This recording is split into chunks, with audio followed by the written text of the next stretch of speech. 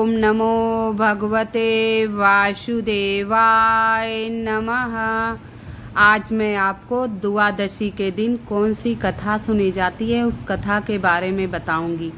एकादशी के व्रत का पारण इस कथा को सुनकर ही करना चाहिए। आज 1 मई दिन बृहस्पतिवार, आज द्वादशी है, रवि योग चल रहा है। आप इस कथा को सुने और इसके बाद विष्णु भगवान का पूजन करें, फिर आप पारण करें एकादशी का। ये तुलसी माता की कथा है। एक ननद भाभी रहते थे, तो ननद सारा दिन तुलसी की सेवा करती और घर का काम करती। जब घर का काम करती तब भी जय तुलसी माता, जय तुलसी माता, जय तुलसी माता, जय हो तुलसी रानी की, ऐसे सारा दिन किया करती। भाभी उसकी सुनकर बहुत तंग हो गई, बोली सारा दिन तुलसी माता तुलसी माता तुलसी माता करती रहती है, इसका मैं जब भी विवाह करूँगी इसे दहेज में कुछ नहीं दूंगी, यही तुलसी ही तुलसी दे दूंगी। अच्छा, धीरे धीरे ऐसे दिन बीतते गया। एक दिन उसकी भाभी अपने पति से कहा, जाओ अपने बहन के लिए अच्छा सा वर ढूंढ लो और गरीब घर का ही ढूंढना। सारा दिन तुलसी मैया करती हैं, देखती हूँ तुलसी मैया इनका क्या करती हैं। तो उसका भाई गया बेचारा, गरीब घर में लड़का ढूंढ आया अपनी बीवी के डर से। बोली अब बाराती आएंगे तो मैं यही तुलसी की पत्ती खाने के लिए दूंगी और यही तुलसी दहेज में दूंगी, इसी तुलसी के पत्ती के कपड़े ये पहनेगी, इसी के गहने दूंगी। अच्छा, बारात आई भाई, अब चारों तरफ यही तुलसी के पत्ते दिखे। अब भाई उसका बहुत परेशान हुआ, बाराती चिल्लाने लगे, खाने के लिए कुछ है नहीं, सारी तरफ ये हरे हरे तुलसी के पत्ते रखे हैं। अब लड़की तुलसी माता के पास बैठकर विनती करने लगी, हे माँ तुलसी, हे प्रभु विष्णु, मेरी लाज रखिए, मेरे भाई की लाज रखिए। इतने पे वो अपने भाई से कही, भाई आप ना बारातियों को कह दो आँख बंद कर ले, मैं इस कमरे से उस कमरे में जाऊंगी। भाई ने सबसे निवेदन किया कि आप लोग आँख बंद कर लीजिए और मैं इस कमरे से उस कमरे में, बहू जाएगी आपकी दुल्हन। तो बाराती बोले, ये क्या नाटक है, लड़की इस कमरे से उस कमरे में जाएगी। भाई की विनती करने पे बारातियों ने आँख बंद की और लड़की इस कमरे से माता तुलसी का नाम लेते हुए उस कमरे में गई। देखा तो सब जगह 56 भोग पकवान।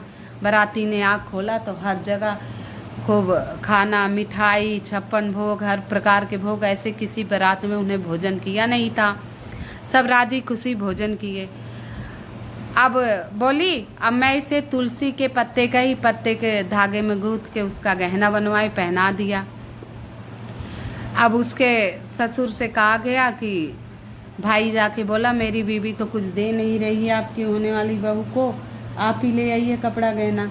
उसका ससुर जैसे ही गहना विदाई करा के ले जाता है, जाते ही अपनी बुढ़िया से बोलता है, बहू के लिए गहना कपड़ा अंदर से निकाल रहा हूँ, वहीं अंदर डोली में पहन लेगी। उसकी भाभी ने कुछ नहीं दिया है, बहुत दुष्ट है उसकी भाभी। तो सासू जब जाके डोली में बहू को देखती है तो बहू खूब सुंदर जड़ाऊ कपड़े पहने रहती है और खूब गहने से लदी फनी रहती है, बहुत सारा सामान। बहू जाके कहती है बूढ़ी कि अरे हमारी बहू तो बहुत दहेज लाई और तुम कह रहे थे बहू कुछ लेके नहीं आई, वो अच्छा कपड़ा भी पहन के नहीं आई है, ला के दो। ये तो बहुत सारा ले आई। ये सब तुलसी माता की कृपा थी। बहू वहाँ रहने लगी, सासू भी बहुत प्यार करने लगी। एक दिन उसका भाई उसे लेने आया। भाई जब अपनी बहन के ससुराल गया तो घर से थोड़ी दूरी पे रुक गया। बहुत शर्मिंदा था कि मैंने अपनी बहू को, अपनी बहन को दहेज में कुछ नहीं दिया, यहाँ तक मैंने उसकी विदाई के लिए एक साड़ी का इंतजाम नहीं कर पाया, सब तुलसी के पत्ते का पहन के गई थी, अब मैं क्या करूं। लेकिन जब लड़की का ससुर आया, बोला बेटा घर चलो। जब घर में गया, सास बोली, अरे बेटा तुमने तो बहुत दिया, बहुत गहने, बहुत धन दिए, मैं तो बहुत खुश हो गई, मेरा घर भर गया। जब से तुम्हारी बहन आई है तब से हमारे यहाँ खूब बरकत हो रही, खूब तरक्की हो रही है।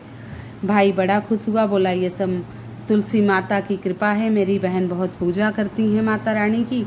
बोली मेरी बहन की विदाई कर दो। बुढ़िया बोली, मैं तो विदाई अपनी बहू को नहीं करूँगी, मेरा मन नहीं लगेगा।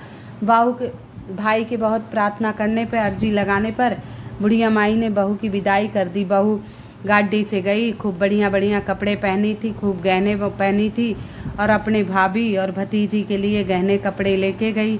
खूब सजी तैयार थी।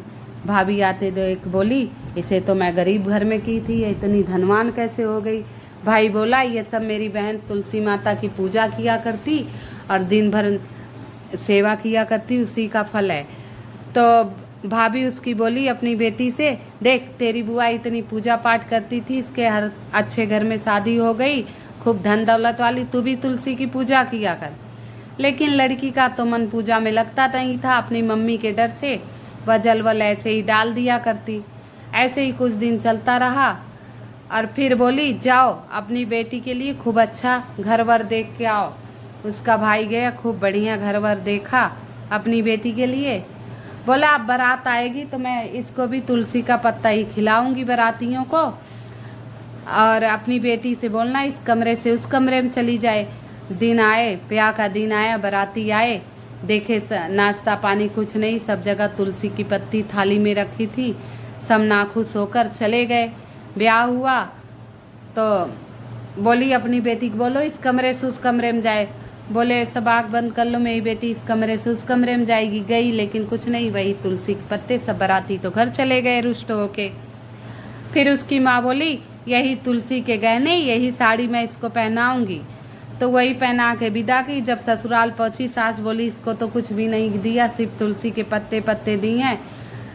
तो कुछ दिन बीता, उसका बाप अपनी बेटी को लेने ससुराल गया। जैसे ही गया राजी खुशी, उसकी सास बोली, जब से तेरी बेटी आई है मेरे घर का तो धन का नाश होता चला जा रहा है, कोई बरकत नहीं है, ले जाओ अपनी बिटिया को। जब लेके गए तो बेटी वही पुरानी साड़ी में आई और बैलगाड़ी पर बैठ के आई। माँ देखकर बहुत दुखी हुई, बोली, ये क्या, तू भी तो तुलसी माता की पूजा करती थी, तुझ पर कृपा माता की नहीं हुई और तू ऐसे फटे हाल आई है। तो उसके पति ने सारी कहानी बताई। बोली, इसके सास ने तो इसको ज़बरदस्ती भेज दिया। बोला, जब से मेरे घर आई है कोई बरकत नहीं है, जो धन था उसका भी नष्ट होता चला जा रहा है, जैसी तू है वैसी तेरी बेटी है, ले। तो बोली, तुलसी माता तेरी बहन पे बहुत कृपा की, मेरी बेटी पे नहीं। बोली, वो श्रद्धा से पूजा भक्ति किया करती थी, काम भी किया करती, तो सारा दिन तुलसी माता कितना कष्ट दी, फिर भी माता रानी पे उसकी श्रद्धा अटल थी। लेकिन तुम्हारी पुत्री की श्रद्धा नहीं थी, सिर्फ तुम्हारे डर से वो जल डाल देती, अग्नि जला देती थी, बस। उस दिन से पुत्री का दिमाग बदला। वह बहुत दुखी थी, ससुराल से भी निकाल उठी थी। वो तुलसी माता की खूब सेवा करने लगी और एकादशी का व्रत करती, द्वादशी को तुलसी माता की कथा सुनती और तुलसी माता के मंत्र का जाप करती, ओम सुभद्राय नमः, ओम सुभद्राय नमः।